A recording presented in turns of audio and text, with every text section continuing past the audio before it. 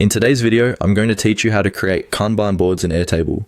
If you want a simple visual way to organize tasks, track progress, or manage projects, a Kanban board is a great option. Airtable makes this very easy to set up, and once your board is created, you can start moving records between stages in a clean drag and drop layout. In this walkthrough, I'll show you the exact process to create one directly inside your Airtable base. To begin, open the Airtable base where you want your Kanban board to live.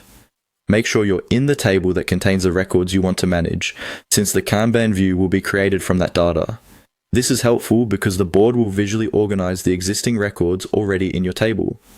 Once you're in the right place, click on Create New.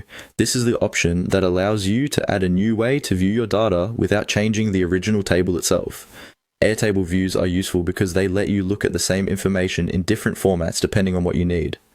After that, click on Kanban.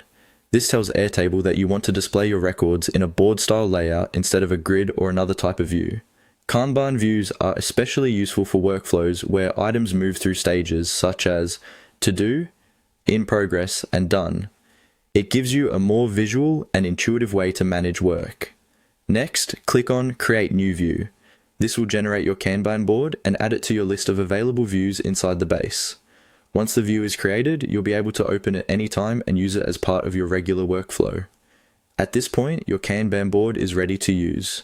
You can begin reviewing your records in the new format and, depending on how your fields are set up, organize them into columns that represent different stages or categories.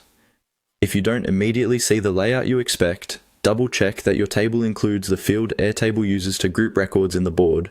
That's all it takes to create a Kanban board in Airtable. It's a quick setup, but it can make a big difference in how clearly you see your work and how easily you track progress. Once you've created the view, you can return to it anytime to manage your tasks more visually and efficiently.